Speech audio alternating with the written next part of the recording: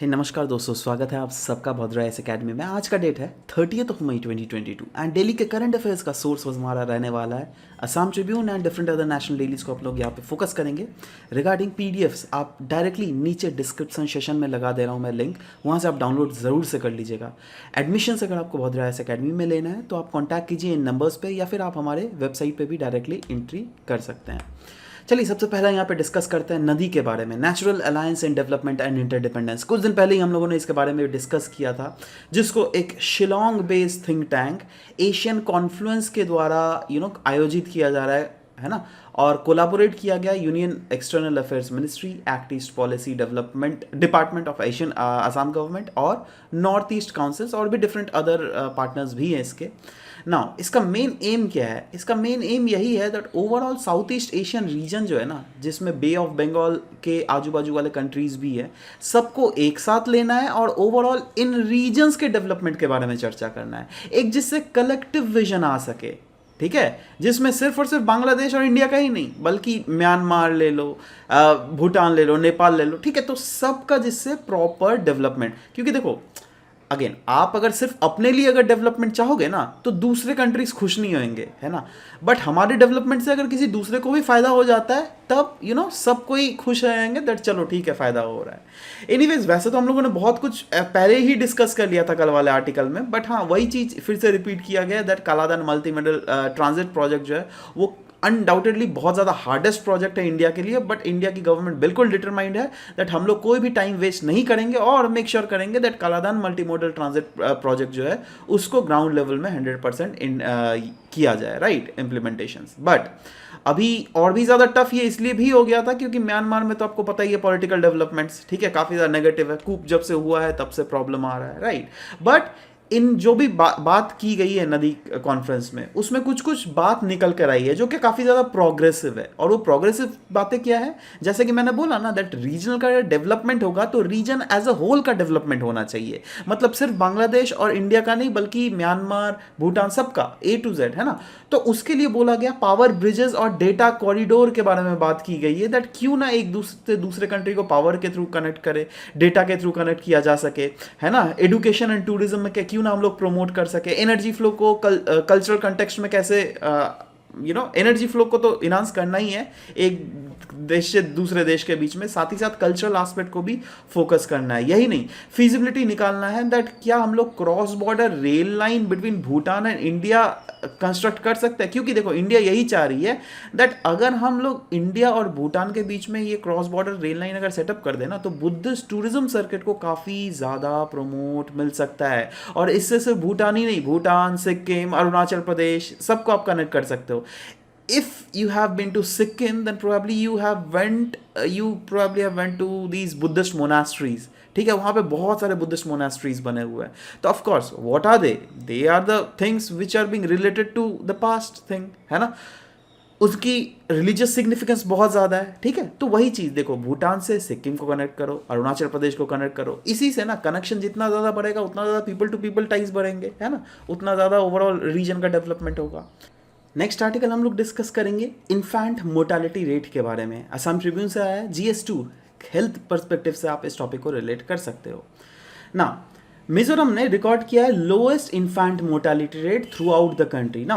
पहली बात तो आपको दिमाग में क्लिक करेगा इन्फेंट मोर्टालिटी रेट होता क्या है, उसको डिस्कस कर लेते हैं। देखो, इन्फेंट मोर्टालिटी रेट कहा जाता है पर 1000 लाइव बर्थ, जो क्या 1 साल से कम उम्र के बच्चों का, है ना, उस पर कितने बच्चों की मृत्यु हो रही है। मतलब जैसे सोच लो कोई एक ऐसा रीजन है जहां पे 10,000 बच्चे का बॉर्न हुआ है वहां पर, ठीक है, और वो 10,000 बच्चों में फॉर एग्जांपल 100 बच्चों की मृत्यु हो रही है, ठीक है, उस रीजन में।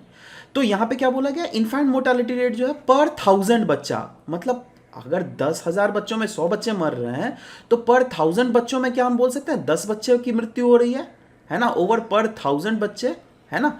तो इस रीजन का इन्फेंट मोर्टालिटी रेट जो हो गया वो हो गया 10। क्लियर है ना। वैसे ही मिजोरम का जो इन्फेंट मोर्टालिटी रेट है ना वो मात्र 3 है। जी हाँ, 2020 वाला जो लेटेस्ट रिपोर्ट है उसमें मिजोरम में मात्र 3 बच्चों की मृत्यु हुई है ऑन 2020 पर 1000 लाइव बर्थ, ठीक है। और ये हमें कहाँ से पता चला है? ये हमें पता चला है रजिस्ट्रार जनरल ऑफ इंडिया जो पब्लिश करती है ना सैंपल रजिस्ट्रेशन सर्वे, उसके थ्रू, है ना। अच्छा, इसके साथ मिजोरम 2 साल लगातार पहला पोजीशन में अपने आप को डटी हुई है ना। 2019 में भी मिजोरम पहला पोजीशन में था, ठीक है। और 2019 में जो ना मिजोरम में 3 डेथ ही हुए थे पर 1000 लाइव बर्थ। बट उस समय जो उसके साथ और एक स्टेट थी वो है नागालैंड। नागालैंड में भी जो है उस समय 3 बच्चे की ही मृत्यु हुई थी। बट 2020 में जो है नागालैंड का रैंक थोड़ा पीछे चला गया, क्योंकि नागालैंड में 4 बच्चों की मृत्यु हो गई है। और वहीं पर अगर सिक्किम और गोवा देख लीजिएगा, वहाँ पे 5-5 बच्चों की मृत्यु हुई है, ठीक है। तो जस्ट ये एक डेटा है इन्फैंट मोर्टेलिटी रेट का, जो कि नॉर्थ ईस्ट से रिलेटेड है। ऑफकोर्स हमको जानना ही चाहिए। थोड़ा अगर ओवरऑल वर्ल्ड के परस्पेक्टिव में देख लीजिएगा तो देखो यहाँ पर है इंडिया, ठीक है, और ये वर्ल्ड। तो देख रहे हो आप दैट ये जितना डार्क हो जा रहा है ना, उतना ज़्यादा इन्फैंट मोर्टेलिटी रेट है। तो जितने देश देखोगे आप, ओवरऑल ऑस्ट्रेलिया देख लो, कनाडा देख लो, यूरोपियन नेशंस देख लो, यहाँ पे इन्फैंट मोर्टेलिटी रेट बहुत कम है। बट वहीं पर पाकिस्तान, अफगानिस्तान, यहाँ पे सेंट्रल अफ्रीकन कंट्रीज देख लो, इनफैक्ट इंडिया भी पीछे नहीं है ना। बट स्टिल इन ये ऐसे कुछ कुछ रीजन्स है जहाँ पर इन्फैंट मोर्टेलिटी रेट जो है ये रिस्पेक्टिवली ज़्यादा है। ओवरऑल अगर देश का नेशनल इन्फैंट मोर्टेलिटी रेट देख लीजिएगा, ये कितना है, ये 28 है। मतलब देश में हर 1000 बच्चों में ओवरऑल अगर एवरेज निकाला जाए तो 28 बच्चों की मृत्यु हो रही है अंडर द एज ऑफ 1, ठीक है। अकॉर्डिंग टू द बुलेटिन, मतलब इस बुलेटिन जो निकला था उसमें मिजोरम का जो IMR है वो 27 था 2016 में। देखो 2016 में ही है लेकिन 27 था, और अभी क्या हो गया है, ये 3 हो गया है 2019 और 2020 को, ठीक है। 2016 को देखो 27 था, और भी अच्छा गवर्नमेंटल इंटरवेंशन हुआ वहाँ पे हेल्थ रिलेटेड। तो 2017 में थोड़ा और भी इंप्रूव हुआ, 27 से 15 हो गया, और भी ज़्यादा गवर्नमेंटल इंटरफेरेंस हुआ। तो 2018 में और भी बहुत अच्छा इंप्रूवमेंट हुआ। उसके बाद जो है 2019 में और 2020 में अच्छा डेटा, मतलब ओवरऑल रिस्पेक्टिवली मात्र 3 बच्चों की हुई है। बट इसको भी हम लोग को रिड्यूस करके मेक श्योर करना पड़ेगा 0 कैसे किया जाए, ठीक है। नेक्स्ट न्यूज़ हम लोग बात करेंगे कंपोस्ट के बारे में, राइट। क्यों न्यूज़ में था, क्योंकि एक्सपर्ट्स ने बोला है दैट नॉर्थ ईस्ट के पास इतना ज़्यादा पोटेंशियल है दैट आने वाले समय में अगर वो चाहे तो करोड़ों रुपए इससे कमा सकती है ना। सवाल होता है दैट इस कंपोस्टिंग से करोड़ों रुपए कैसे कमा सकती है। देखो कंपोस्टिंग के बारे में आपको पता है ना, दैट कंपोस्टिंग में क्या करते हैं ना, बेसिकली अपन ऑर्गेनिक वेस्ट के थ्रू जो है अपन फाइनली एक मेन्योर क्रिएट करते हैं जिसको हम लोग कंपोस्टिंग कहते हैं। वो सिर्फ और सिर्फ ऑर्गेनिक वेस्ट नहीं, आप लीव्स ले लो, हाँ ऑर्गेनिक वेस्ट ही तो कैटेगराइजेशन में ही आएगा ये, है ना। फूड स्क्रैप्स ले लो, ग्रास जो कटी हुई है, सबको मिलाकर अल्टीमेटली हम लोग कंपोस्ट बनाते हैं, राइट। और बहुत समय क्या होता है ना दैट आप पढ़ेंगे कंपोस्ट, वर्मी कंपोस्ट के बारे में, तो यहाँ पे बच्चों को कंफ्यूज जरूर हो सकता है। इसीलिए थोड़ा इसके बारे में डिफ्रेंसिएशन मैं बतला देता हूँ अभी यहाँ इस क्लास में। जैसे कंपोस्टिंग, वर्मी कंपोस्टिंग के बारे में डिफरेंस किया। देखो कंपोस्टिंग की अगर बात करें, यहाँ पे हर टाइप ऑफ वेस्ट होता है, ठीक है। बट यहाँ पर वर्मी कंपोस्टिंग के केस में वैसे ही वेस्ट लिए जाते हैं जो क्या ऑर्गेनिक वेस्ट हो, है ना, उससे मैन्योर बनाया जाता है यहाँ पर। लेकिन हर टाइप ऑफ वेस्ट से मैन्योर बनाया जाता है। न्यूट्रिएंट्स की अगर बात करें तो न्यूट्रिएंट इसमें रिस्पेक्टिवली कम होता है as compare to this one, क्योंकि ऑफकोर्स यार ये ऑर्गेनिक इन नेचर है, मोर ऑर्गेनिक इन नेचर मैं बोल सकता हूँ। स्पेस रिक्वायरमेंट की अगर बात करें तो ये इसमें ज़्यादा स्पेस रिक्वायरमेंट चाहिए होता है for composting technique. And vermi composting में अगर देख लीजिएगा यहाँ पे रिस्पेक्टिवली लेसर स्पेस चाहिए होता है। ऑर्गेनिक रिमेन्स की अगर बात करें तो organic remains are decomposed by microbes and organic remains are pulverized by earthworms. दोनों के केस में अलग अलग, ठीक है। सो एनीवेज उतना ज़्यादा भीतर में आपको देखना भी नहीं है ना। बट कुछ कुछ चीज़ें जो इस आर्टिकल में और भी दी हुई थी वो ज़्यादा इंपॉर्टेंट है ना इसके केस में। जैसे बोला गया है दैट अगर सॉलिड वेस्ट मैनेजमेंट सिस्टम अगर ओवरऑल नॉर्थ ईस्ट में देख लीजिएगा तो around overall north east region में 160 डंपिंग साइट्स हैं, जिसमें Assam accounts for the maximum number of dumping sites. उसके बाद अरुणाचल प्रदेश के पास 27 है, उसके बाद नागालैंड के पास 23 है, मणिपुर के पास 21 है, त्रिपुरा के पास 14 है, मेघालय के पास 6, सिक्किम के पास 2 और मिजोरम के पास मात्र 1 ही waste management, solid waste management या फिर डंपिंग साइट बोल सकते हैं, है ना, है, ठीक है। नेक्स्ट अच्छा, ऑफकोर्स यहाँ पे डंपिंग साइट्स क्यों दिया गया, इसका मतलब आप समझ जाइए दैट हाँ डंपिंग साइट से ऑर्गेनिक जो वेस्ट है उसको उठाकर अपन मेक श्योर कर सकते हैं कंपोस्टिंग के कंपोस्ट भी उसका बना सकते हैं अपन, ठीक है, वो नॉर्मल कंपोस्टिंग टेक्निक से या फिर वर्मी कंपोस्टिंग टेक्निक से। Anyways next is digitization of court records. Now GS2 judiciary से आप इसको रिलेट कर सकते हैं। इंडियन एक्सप्रेस में यह न्यूज़ था। क्या बोला जा रहा है? बोला जा रहा है इंडियन जुडिशरी जो है they have increasingly started using technologies. बहुत तगड़े तरीके से टेक्नोलॉजी का इस्तेमाल हम लोगों ने इंडियन जुडिशरी में किया जा रहा है।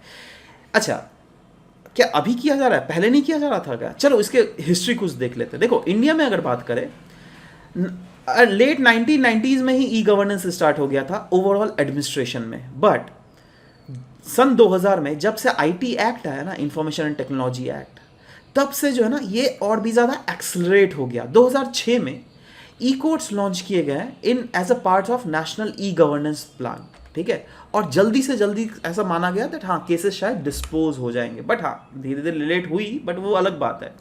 बट ओवरऑल जो है मेन गाइडिंग स्टार मिला था तब के chief justice of Allahabad high court justice DY Chandrachud के द्वारा, ठीक है।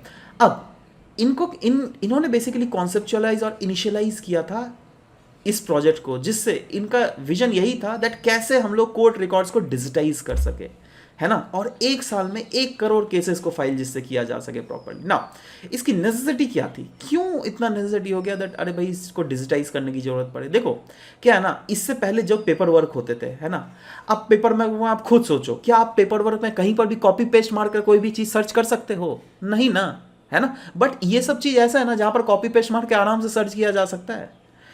आप इंटरनेट तो देखते ही हो ना, है ना। तो इंटरनेट में ये फ़ायदा होता है जो कि उसमें आपका जाके नॉर्मल जो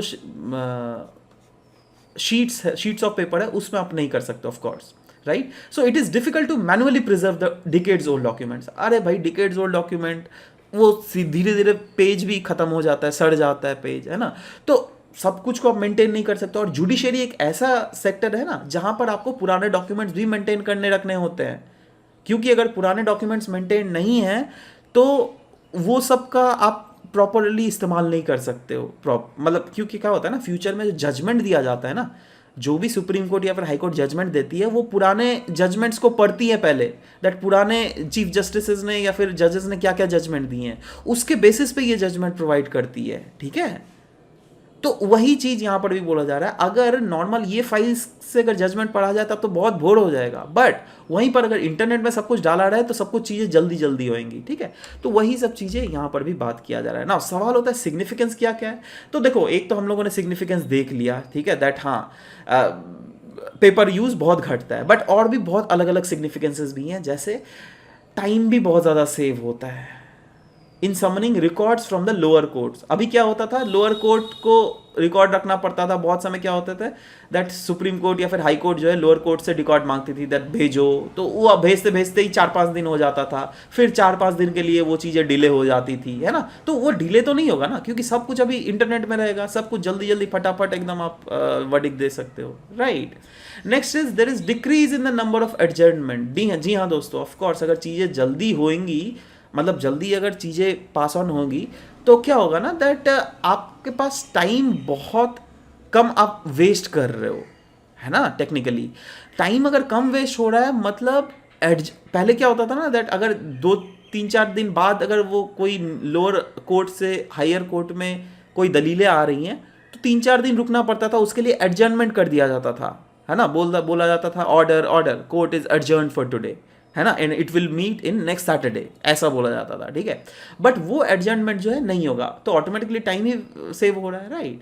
करंट स्टेटस भी आराम से चेक किया जा सकता है, ना ही सिर्फ लॉयर के द्वारा बल्कि जो भी लिटिगेंट, अगर आप एज ए लिटिगेंट आपने फाइल किया है आपने का केस, तो आप भी करंट स्टेटस को प्रॉपरली चेक कर सकते हो। They can check the status of filing, the status of application and affidavits, the date of next hearing and the orders passed by the court, सब कुछ चेक किया जा सकता है। Virtual hearing will be a norm amid the pandemic like situation। जी हाँ दोस्तों, वर्चुअल हियरिंग जो है this will become a norm amid the going pandemic, ठीक है।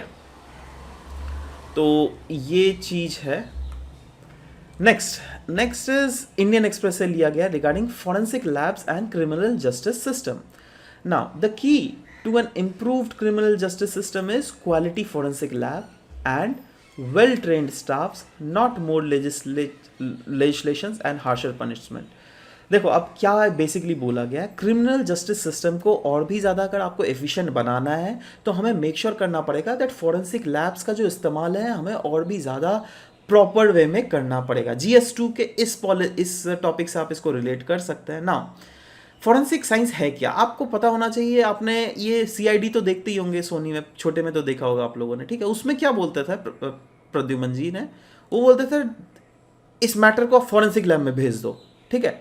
तो फॉरेंसिक लैब होता क्या था, ये देखो ये एक ऐसा साइंटिफिक लैब है जहां पर इन्वेस्टिगेशंस कैरी आउट की जाती है, जिसके बेसिस पे एकदम प्रूफ निकाला जाता है दैट एक्चुअली में जो भी जिस चीज के रिलेटेड हम इन्वेस्टिगेट कर रहे हैं, से फॉर एग्जांपल कोई क्राइम हो रहा है, राइट, उसके रिलेटेड अगर इन्वेस्टिगेट हो रहा है तो क्या वो इन्वेस्टिगेशन प्रॉपरली 100% सही है या गलत है, ठीक है। वो सब चीजें फाइंड आउट की जाती है। मतलब हम बोल सकते हैं दैट फॉरेंसिक साइंस या फिर फॉरेंसिक टेक्निक जो है ये हमारे लीगल प्रोसेस को कहीं ना कहीं स्टिमुलेट करता है, right. There is rigorous procedure involve including controlled conditions, reliable data collections and attempts to disapprove the hypothesis। जी हाँ, बहुत ज़्यादा रिगोरस प्रोसीजर है बेसिकली, जिसमें इसके थ्रू मतलब अगर आप फॉरेंसिक लैब के थ्रू जाइएगा तो जो कलेक्शन ऑफ डेटा होगा वो बहुत हद तक रिलायबल होता है। इसके थ्रू क्या होता है दैट अलग अलग हाइपोथेसिस जो निकलती है ना क्राइम को इन्वेस्टिगेट करने के समय, तो जो जो गलत हाइपोथेसिस है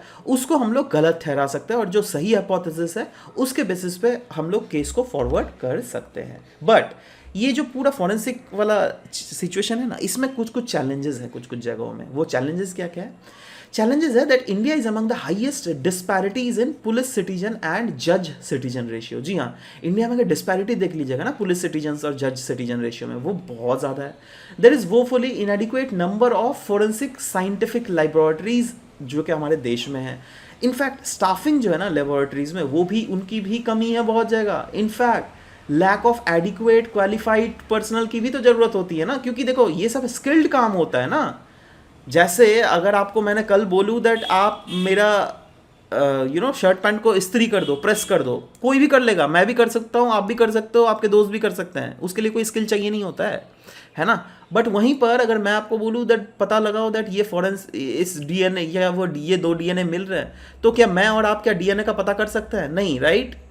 जितना भी आपको माइक्रोस्कोप दे दे, टेलीस्कोप ही क्यों ना दे दे भाई, कुछ नहीं पता कर पाओगे, है ना। क्योंकि अगेन वो सब का रिसर्च करने के लिए अलग टैलेंट चाहिए होता है, अलग स्किल्स चाहिए होता है, राइट। और ये सब भी तो उसी के कैटेगराइजेशन में आता है ना, तो इनके लिए भी अलग स्किल्स चाहिए होता है। और स्किल्स लेबर मैन फोर्स की जो है हमारे पास वो कमी है, ये एक बहुत बड़ा चैलेंज है। तो सवाल होता है वे फॉरवर्ड क्या है? तो जो जो चैलेंजेस है उसी को वे फॉरवर्ड बना दो, है ना।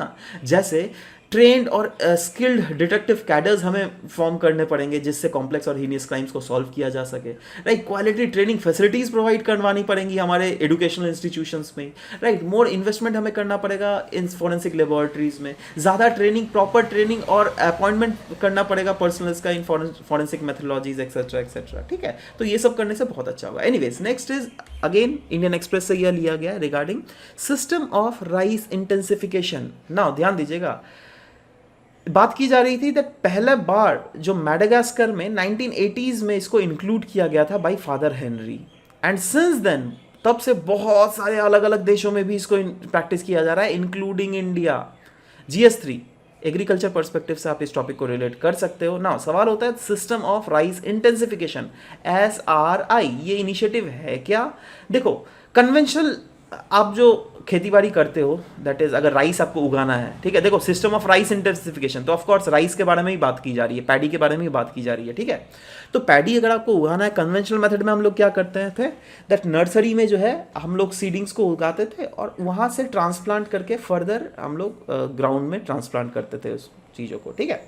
बट अभी सिस्टम ऑफ राइस इंटेंसिफिकेशन में क्या किया जाता है दैट यहाँ पे जो है ना it involves transplanting young single seedlings wide apart. मतलब यहाँ पे जो है ना बहुत क्लोज किया जाता है कन्वेंशनल मेथड में, बट यहाँ पर जो है वाइड, मतलब एक को यहाँ, दूसरे को यहाँ, तीसरे को यहाँ, चौथे को, ठीक है, दूर दूर में लगाया जाता है। और ध्यान दीजिएगा जैसे कन्वेंशनल मेथड में क्या होता है ना दैट अगर आप राइस की खेती कीजिएगा तो वहाँ पे आपको जो खेत में है ना पानी मतलब एक लेवल का होना चाहिए, पूरा पानी पानी होना चाहिए, राइट। बट वो जो है ना सिस्टम ऑफ राइस इंटेंसिफिकेशन में बिल्कुल जरूरी नहीं है। It does not depend on continuous flooding of rice fields, ठीक है। यही नहीं, सिस्टम ऑफ राइस इंटेंसिफिकेशन जो है ये इंप्रूव करती है सॉइल हेल्थ और फर्टिलिटी को, और साथ ही साथ इंकरेज करती है use of less water, seeds and chemical inputs in rice cultivation. In fact अगर इंडिया में देख लीजिएगा बहुत सारे स्टेट में इसको प्रैक्टिस भी किया जा रहा है, उड़ीसा, बिहार, छत्तीसगढ़, असम, मणिपुर, उसके बाद वेस्ट बंगाल, झारखंड, महाराष्ट्र, मध्य प्रदेश, उत्तर प्रदेश, उत्तराखंड, ये सब कुछ कुछ ऐसे स्टेट्स हैं जहाँ पे इसको ऑलरेडी प्रैक्टिस भी किया जा रहा है।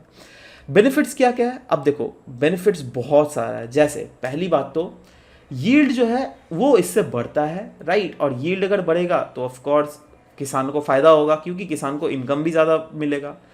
इसका जो उपजाऊ होता है ना, ये 10 दिन पहले ही हो जाता है as compare to conventional methods, ऐसा कहा जा रहा है। यहाँ पे देखो इनके बेनिफिट्स में चैलेंज किया जा रहा है, मैं कोई वेरीफाई नहीं कर रहा हूँ, है ना। ये जो डेटाज हमारे सरकारी वेबसाइट्स में जो भी आती है, जो भी न्यूज़पेपर्स में आती है, उनके हिसाब से ही हम लोग लिख रहे हैं, और वही चीज़ आपको भी लिखना पड़ेगा अगर आ गया तो ये, ठीक है। तो ड्यूरेशन घट जाता है बहुत जल्दी, ये पैडी हो जाता है, आप सो कर सकते हो उसको। Next is lesser chemical inputs, जी हाँ, as compare to the conventional methods. Water requirement तो बहुत कम होती है इसमें, ठीक है। जैसे मैंने बोला ना, कन्वेंशनल मेथड में पानी पूरा दबदबा लबलबालब पानी चाहिए, बट यहाँ पर जो है पूरा पानी फील्ड में कम होने से भी चलेगा नॉर्मली, ठीक है। नेक्स्ट इज सिस्टमेटिक रेगुलेशन चाहिए of climate, soil and water. It reduce the methane evolution, grain weight increase होता है काफ़ी ज़्यादा, वल्नरेबिलिटी और रिस्क जो है काफ़ी ज़्यादा घटती है, ओवरऑल फार्म लैंड की जो हेल्थ है वो काफ़ी ज़्यादा इन्हांस होती है। यही नहीं, साइक्लोनिक अगर विंड्स आ जाए तो उससे भी ये बहुत हद तक अपने आप को सेव कर लेती है, कोल्ड टॉलरेंट होती है, सॉइल एंड वाटर हेल्थ जो है वो काफ़ी ज़्यादा इंप्रूव होता है, जिसके कारण ओवरऑल इस रीजन में बायोलॉजिकल एक्टिविटीज़ भी इंप्रूव्ड होती है। और last but not the least, food security को ये काफ़ी ज़्यादा सिक्योर करके रखता है। बट अब फ़ायदा अगर किसी चीज़ का होगा तो उस चीज़ का तो लिमिटेशंस भी तो होता है ना जी, कॉमन सेंस है। लिमिटेशंस क्या क्या हो सकता है, अगर इसको अनचेक किया गया ना तो वीड ग्रोथ लेकिन बहुत ज़्यादा हो जाएगा, ठीक है। और वीड ग्रोथ के कारण तो पता ही है हमें दैट मेन क्रॉप का जो यील्ड है तब घट सकता है, ठीक है। तो हमें, ठीक है, आप ये टेक्निक ज़रूर इस्तेमाल कीजिए, बट मेक श्योर कीजिए दैट वीड ग्रोथ को आप काबू में रखिए, ठीक है। Higher labour cost in the initial years, जी हाँ दोस्तों, इनिशियल ईयर्स में हाइयर लेबर कॉस्ट है, बट लॉन्ग रन में सस्ता हो जाता है। Difficult in acquiring the necessary skills, इसमें भी स्किल्स कुछ कुछ चाहिए होता है। अब क्या होगा ना दैट किसानों को स्किल्स कौन देगा, अनटिल सरकार उसको किसानों को स्किल्स ना दे तो किसान वो चीज़ प्रैक्टिस नहीं करेंगे, ठीक है। So next limitation is there is not suitable when no irrigation sources available, ये बिल्कुल सुटेबल नहीं है जहाँ पर इरिगेशन फैसिलिटीज़ अवेलेबल नहीं होती है, ठीक है। तो इसीलिए ये सब कुछ कुछ चीज़ें हैं जो कि हमें ध्यान में रखना पड़ेगा। अब आ जाते हैं एमसीक्यूज़ में दोस्तों। कल कुछ कुछ एमसीक्यूज़ पूछा गया था, जैसे सबसे पहले नारायण गुरु के रिलेटेड एमसीक्यू था जिसमें दोनों के दोनों स्टेटमेंट बिल्कुल सही थे, तो C was the correct answer. Next option था कम्युनिटी फॉरेस्ट राइट के रिलेटेड, दैट कौन सा पहला स्टेट था, वो तो बिल्कुल Orissa was the first state. दूसरा स्टेट कौन है बताइए, तो वो है छत्तीसगढ़, ठीक है। Next is the collective security treaty organisation के बारे में हम लोगों ने डिस्कस किया था, कौन कौन है, आर्मेनिया, बेलारूस, कजाकिस्तान, बांग्लादेश में। देखो बांग्लादेश तो ऑफकोर्स नहीं था, वो हम लोगों ने वर्ल्ड मैप में ही देख लिया था, ठीक है। तो बांग्लादेश को अगर हटाओगे तो 4 हट गया, ठीक है, तो टेक्निकली ये हट गया। अच्छा, अब हमें पता है, मैंने डिस्कस किया था ना आपसे आर्मेनिया और अजरबैजान के न्यूज़ के बारे में, तो आर्मेनिया तो पक्का इसमें है ही, ठीक है। तो 1 तो होगा, है ना, 4 नहीं होगा, है ना। अब आपको देखना 2 है क्या, नहीं तो बेलारूस भी है, जी हाँ दोस्तों, बेलारूस भी है, कल के मैप में अगर आपको याद हुआ होगा वो है। तो again D will be the correct option, ठीक है। अच्छा, कौन कौन ओवरऑल अगर देख लोगे, C D D was the correct sequence, जिसमें सभी लोगों ने सी डी डी आंसर दिया, वेरी गुड, ठीक है। चलो आज का क्वेश्चन देख लेते हैं दोस्तों। सबसे पहला क्वेश्चन पूछ रहा हूँ, which among the following states in north east accounts for minimum number of infant mortality rate, Tripura, Mizoram, Sikkim या फिर असम। कमेंट सेक्शन में अपना आंसर जरूर से लिखिएगा। Next, system of rice intensification के बारे में 3 स्टेटमेंट्स दिए गए। पहला स्टेटमेंट है, SRI is a combination of several practices, those include changes in nursery management, time of transplanting, water and weed management. दूसरा, it emphasises altering of certain agronomic practices of the conventional way of rice cultivation. तीसरा है, as per system of rice intensification rice yield increases with more water and with reduction in chemical input. आपको बताना इनमें से कौन सा statement correct है, only 1 and 2, only 1 and 3, only 2 and 3, only 1 and 3 and all of the above. आपको बताना कौन सा सही है, ठीक है। नीचे कमेंट सेक्शन में मैं आपके आंसर्स का जरूर से वेट करूंगा। तो आज के रहे ये 2 क्वेश्चंस। और next about the mains question दोस्तों, मेंस क्वेश्चन बाद में बात की गई है क्लाइमेट स्मार्ट एग्रीकल्चर के बारे में। पूछा गया क्लाइमेट स्मार्ट एग्रीकल्चर होता क्या है। देखो पहले ये मत देखना, ठीक है, ये तो बाद में आपको देखना है, ठीक है। How can this approach help us in maintaining food security. मतलब इसका ओवरऑल आपको फायदा पूछा है ना, तो फायदा में ही आप घुसा के लिख सकते हो दैट कैसे ये फूड सिक्योरिटी को मेंटेन कर सकता है while mitigating the impact of climate change on agriculture. ठीक है, तो इसके दो एस्पेक्ट्स में आपको बताना है। पहले तो आपको इंडिया का वल्नरेबिलिटी भी दिखाना है दैट हाँ किस किस सेक्टर में इंडिया वल्नरेबल है ना, और उस सेक्टर को कंसर्न करके फर्दर आपको बतलाना है दैट कैसे क्लाइमेट स्मार्ट एग्रीकल्चर जो है यह सॉल्व कर सकती है इस प्रॉब्लम को। ठीक है, तो ज़रूर से लिखिएगा, I just wait for it, and of course if you don't get the points and you can directly take the points from here as well. ठीक है, तो this was all about the discussion for today's class. Will be meeting in next session, till then bye bye, take care and thank you guys, thank you for listening to the whole video, thank you very much.